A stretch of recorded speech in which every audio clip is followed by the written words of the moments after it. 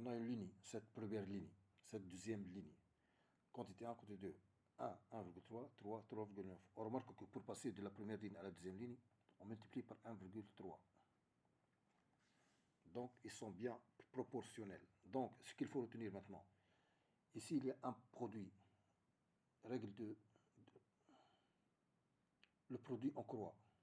1 multiplié par 3,9, c'est égal à 3 multiplié par 1,3.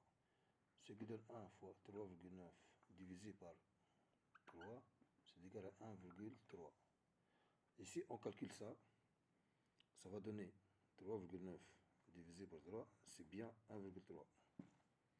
Ça s'appelle le produit en croix.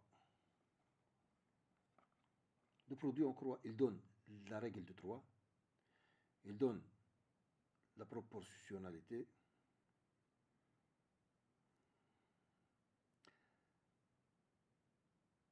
il donne tout ce produit en croix. Donc, si on a une situation de proportionnalité d'une ligne à une seconde ligne, la courbe, c'est toujours une droite qui passe par l'origine. Puisque si on multiplie par 1,3, donc si cette quantité 1 égale 0, on multiplie par 0, c'est égal à 0. Donc c'est une droite qui passe par l'origine du coefficient directeur 1,3. Donc lorsque c'est égal à 1, 1,3.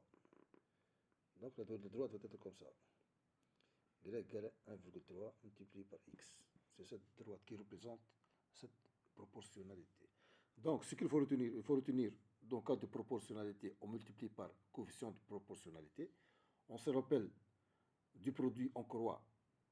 C'est la même chose que la règle de 3 qui est applicable dans le cas du pourcentage. Par exemple, si on a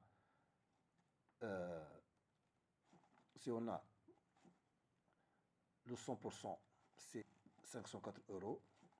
Nous, on cherche le 20%. Ça, on cherche x. Donc, on a 100 multiplié par x, c'est égal à 20 multiplié par 504. Ce qui donne x égale à 20 multiplié par 504 divisé par 100.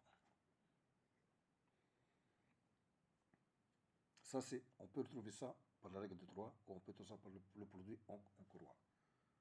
Donc voilà, en gros, il faut retenir que la droite est une droite linéaire, coefficient de proportionnalité,